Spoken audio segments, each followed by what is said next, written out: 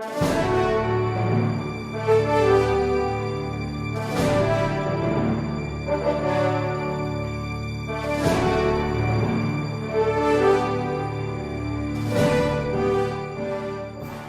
me just make this strong statement also that you put us in this situation. We apologize, Isipin niyo Your po, Honor. kailangan pa namin mag-deny.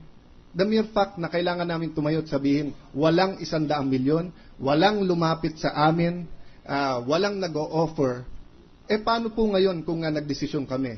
Kung pabor o hindi pabor sa inyo? Kayo naglagay sa alangan ang ng korte na to. Buti na lang, ang tingin ko, ang mamamayan, ay may faith and confidence sa impeachment courts at nakikita nila na bawat desisyon namin ay may dahilan. We want to explain every single point that every single vote we have. But we're trying to save the prosecution and the defense time. But when you make allegations like that, counsel, the net effect is that when we have voting, gusto namin magpaliwanag. Once again, Your Honor, we apologize, and I wish to assure you that our view of the senator judges has always been of the highest regard. Your integrity has never been in question in our eyes, Your Honor. Well, I just like to leave you with this short story, no? Meron nang gumawa niya yung pumunta sa pinakamataas na bundok, and this is not original, no? Kinuha yung unan, tinastasan yung unan, nilabas lahat ng balahibo na laman ng unan, no? Pinakawalan. Tapos bumaba siya, tapos sabi sa kanya, "Hoy, chismoso ka." Dahil mga gossip at saka mga reliable sources ang sinasabi mo. Sabi niya, "Boss, pasensya ka na. Mali pala ako," or na naging mapusok ang damdamin ko, sinabi ko kaagad. So sabi sa kanya, "Umakyat ka sa bundok, lahat ng balahibo, habulin mo, kunin mo." Sabi ko, "Boss, hindi ko na magagawa yun, kalat na eh."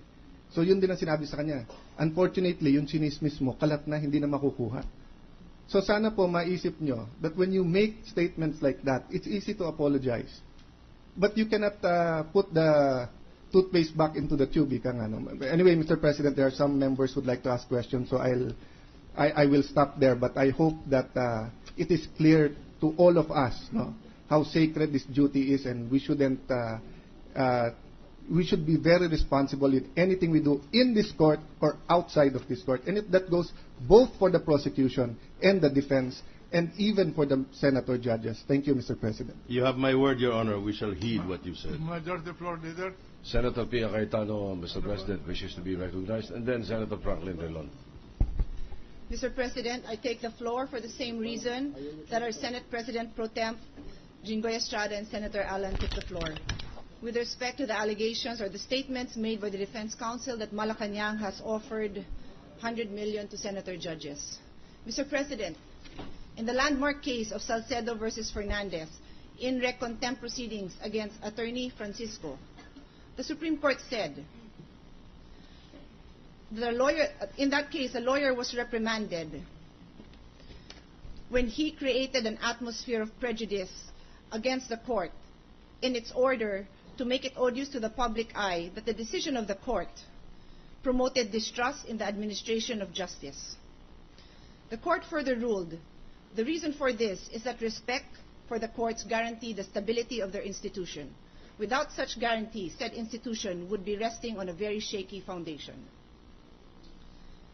Mr. President, like any other right, the right of a lawyer to comment or criticize the decision of a judge or his actuation is not unlimited.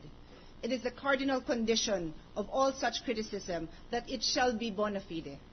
To degrade the courts, destroy public confidence in them, or bring them in any way into disrepute transcends the limit of fair comment. This is taken from the book of Justice Ruben Agpalo on legal and judicial ethics. Mr. President, counsels appearing before this court must be sternly reminded that it is their duty to uphold the dignity and authority of the court to which it owes fidelity, not to promote distrust in the administration of justice. Faith in the courts a lawyer should seek to preserve.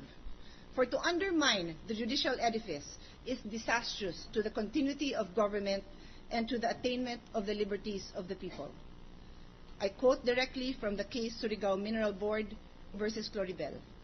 Mr. President, the Defense Counsel must point to the source of their information and reveal who was promised or who was given 100 million pesos to influence our decisions. Otherwise, the statements made in their press con only serve to promote distrust in the administration of the justice of which this impeachment court had promised to uphold. Mr. President, I think my colleagues have discussed it at length, and I leave this before this honorable court. I sincerely feel that this issue has placed distrust in the eyes of the public, and I trust that the members of this court will do what is right. Thank you. On behalf of the Chief Justice and the defense panel, Lady Senator, we apologize sincerely for any discomfort. Majority Floor Leader. The gentleman from Iloilo. Ilang tanong lang po, Ginoong Pangulo, kay Attorney Roy. Sang-ayon po sa inyong press conference kahapon, sinabi po niyo, kung bank account lang pinoproblema niyo po, huwag po kayo mag-apura. Bubuksan po lahat yan ng punong mahistrado dahil hindi po niya ninakaw yan. Relax lang po, Mr. President. And one of the major dailies today translated this in English and said, quoting you, if your problem is the bank account, don't rush it. All of that will be opened by the Chief Justice because he did not steal them. Relax lang po, Mr. President. Does the lawyer confirm all of these statements? Yes, Your Honor, that is contained in the press statement that was released by the defense team. So we assume that the Chief Justice has agreed to open these accounts.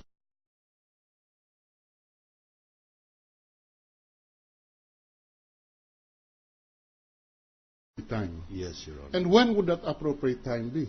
Your Honor, I take guidance from the words of Senator Allen that when it is our turn to present evidence, I suppose that will be the appropriate time. In fact, I think part of the sentiments of Senator Allen was that perhaps we were attempting to litigate the case in public, and I wish to assure the good senators that was not our intention. So the issue is not whether or not he has agreed to open this account, but it's a question of when it should be opened. That is the authorization we were given by the Chief Justice to declare, Your Honor. Because in that case, Mr. President, the Chief Justice, through his counsel, has agreed to open these accounts.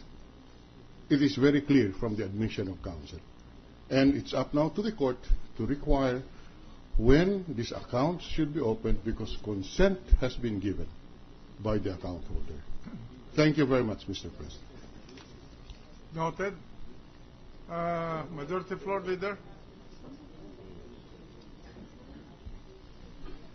Mr. President, we are ready to take up the business for the day, but I understand that it is the sentiment of the court that the Senate President read a ruling. Senator Trillanes wishes to be recognized, Mr. President, before that. The gentleman from Caloocan Caloocan and Bicol, Mr. President, thank you. and the Republic of the Philippines, Thank you very much, Mr. Senator President. Trillanes. Thank you very much, Mr. President. I would like to wait for the answer to the questions of Senator Jingo Estrada and Senators Alan and Pia Cayetano. Who are the senators you were referring to? I'm sorry, Your Honor. The information we received had nothing to do with the identities of the senators, Your Honor. It was simply that the executive secretary was contacting some members of this court, and that supposedly yesterday I saw the press conference, and you were so sure about your information, and it's completely unfair to the members of this body. So I would like to Your Honor, I assure you, I would try to be of help, but I simply do not have a name for you because there was none that was given to us.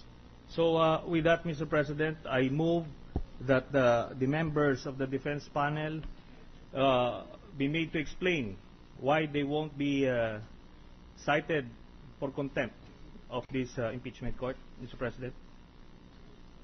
Any objection? The members of the defense panel will submit an explanation within, for how many days do you need? May we have until the end of the week, Your Honor. Granted. Thank you very much.